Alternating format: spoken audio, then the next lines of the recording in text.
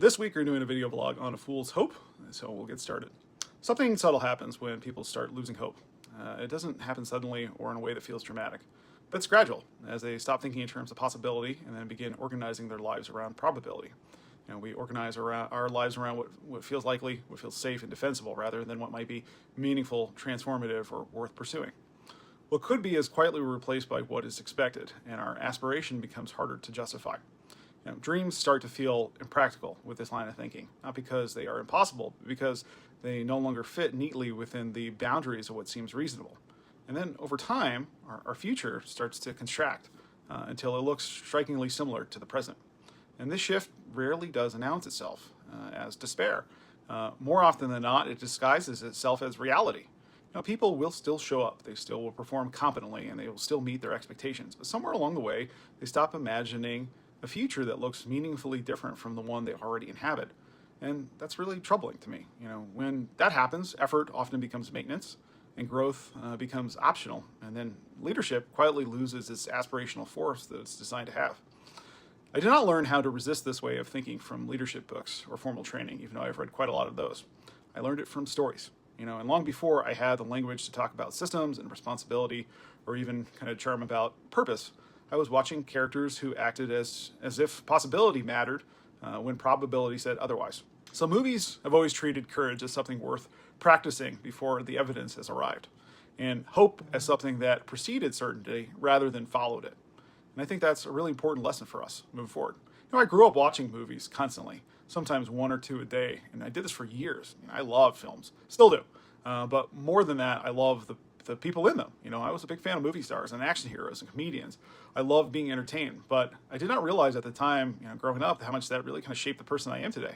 As I got older, I came to appreciate things like acting and nuance and the dramatic depth of a performance, but there was always something special in my heart, and still is, for a larger-than-life hero. I wanted to be Luke Skywalker, stepping out of obscurity into responsibility while opening and wishing I could be, Han Solo, being competent and self-directed and unconcerned about anyone's expectations but my own. But, that's just not how reality played out. And I've been trying to capture that ever since. I saw, Indiana Jones as a kindred spirit, advancing despite despair and improvising under pressure or refusing to wait until ideal conditions. I wanted nothing more than to sit quietly and listen or talk to someone like Robin Williams and tell me a story, because I always felt humor somehow made difficult truths easier to carry, and it reminded me that, being human was not a flaw. What all these characters and performance had in common was not, strength or intelligence alone, but that they left you better than they found you. And I think that's a really important aspect of leadership. These people gave me hope and a sense that things were going to be all right, even when the world on the screen, even in their movies, were chaotic or dangerous, uncertain. All I had to do was put on a VHS or DVD, and I was instantly transported. In one moment I could be watching someone like John McClane in Die Hard, someone who's bloody and exhausted and alone, still choosing to act when in every rational calculation said the situation was hopeless. And then in the next moment I was writing, with Marty McFly in Back to the Future, believing that history itself could be rewritten if we were just brave enough to accelerate towards the unknown. I always had a love for Doc Brown. None of those stories, promised ease. They promised meaning. And that's not escapism. That was me internalizing something. I was absorbing what's called the hero's journey and the quiet promise that courage, our ingenuity, and persistence matters even when the odds are unclear. And that belief has stayed with me ever since. It's lasted, when I would see something, watch a movie, it would last for days, and it would compound over time. And to this day, I still find myself asking myself, what's the best version of myself? What would I do in those difficult situations? Because that's the reference point that matters to me. And that is what hope does. It gives you an internal compass before the world gives you proof of it. Leaders, whether we realize it or not, we trade in hope. We create the environments that either expand or constrict the future people can imagine for themselves. That's a tremendous responsibility. The most effective leaders do not promise certainty, and they don't eliminate risk. They create a culture that says effort matters and that people matter, and that the future is not closed simply because it's uncertain. This is why hope is so essential. Hope allows people to fill in their own future. It gives dignity to effort before outcomes are known. And because ultimately fear can hold you prisoner. Hope is the thing that sets us free. This is an idea that appears again and again in storytelling for a reason. Hope is not denial, and it's not blind optimism. It's a decision to keep moving forward despite incomplete information. And when hope disappears, people stop daring to dream, and that aspirational quality that I admire so much erodes.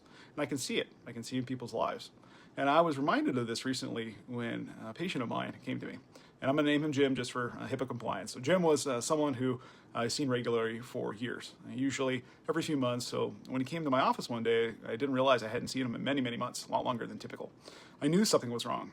My medical assistant had told me very plainly that Jim had almost died. Now, Jim was in his early 40s, late 40s, and he worked in construction. He had a wife and kids. He was always kind, and he was always gracious. He's someone who was very memorable to me. And when he entered the room and when I came to sit down next to him, he looked as he'd been through a war. He had lost close to 30 pounds. He was lean, but not frail. He was still strong, still present, but seemed he had gone through a lot. So he told me a story. He said months earlier, while working outside, he developed chest pain. And at first, he thought it was reflux or something like dehydration, but it worsened. He became dizzy, and he stopped in the middle of the job site and told his crew something was very, very wrong. And so they called paramedics. EMS arrived, but his vitals looked normal. His heart monitor was unremarkable, but he had this chest pain that wouldn't stop. And so they took him in the hospital in an ambulance. When he got to the emergency department, his test came back negative, and he could sense a sense of skepticism in the ER. He was young and healthy with severe pain without any explanation. And then after multiple hours, a CT scan came back and revealed what's called a massive aortic dissection. Now, this is the main artery carrying blood from his heart. It had torn inside out, essentially, which is a catastrophic injury. This is frequently fatal. And he was rushed into emergency open heart surgery, and then he spent weeks in the ICU, in addition on a month or two in the hospital, and then he went to cardiac rehab. And he'd only been home a very short time when he came to see me. He had told me he had scheduled the appointment with me just to tell me what happened. And then he asked me if I could be his primary care physician, even though I was his specialist. And, given my background in primary care, I did say yes. And, Jim gives me hope. If someone that young could endure something so terrifying and still show up with gratitude and resolve, he was a hero in the truest sense of the word, no different than any of the characters that I admire. He told me that he had been given less than a 1% chance of survival. He was told that his diagnosis was usually a death sentence, and yet there he was in front of me, standing, worried less about himself and more about what would happen to his family if he was gone. His construction career was over, but he had already had leads of becoming something like a property inspector, something less physical, more sustainable. Studying for exam that he was doing right now was something that he was holding on to. But he admitted to me that he was very scared, and he said he was going to need another heart surgery in the future. That future felt fragile, and we talked for nearly about 30 minutes, and as we were wrapping up, I told him there was a reason why he survived, that his story was not finished yet, and that he still had a great deal of life to live.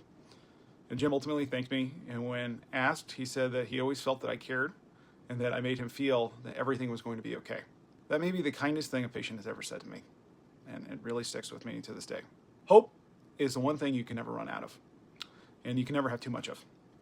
Whether you are a parent, a physician, a leader, hope is a currency you cannot afford to let deplete.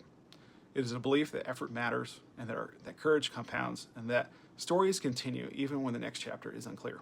Going back to my stories, there is a moment in The Lord of the Rings where the wizard Gandalf reminds the frightened hobbit that there never was much hope, only a fool's hope. Maybe that is what we all need. Not certainty, and it's not guarantees, just enough hope to keep moving forward when reason alone would tell us to stop. Jim did not choose certainty, but he did choose hope, and the kind of hope we cheer for on the screens when a hero is bruised and outnumbered, but he's still standing. And the story continues, not because the odds are good, but because the character refuses to quit. Our lives may imitate art, but maybe art has a way of teaching us all along about how to live. That hope often arises before we have evidence, and that courage precedes clarity, and that belief itself can be shaped by outcomes before they become visible. We cheer for the hero not because the odds are good, but because they keep moving forward when the odds are not. That's the same choice that Jim made, and the same choices that leaders and parents and ordinary people make every single day when they refuse to let probability have the final word. Hope, however fragile, and however fragile it may feel, remains one of the most powerful forces that we have. Thank you, and have a wonderful day.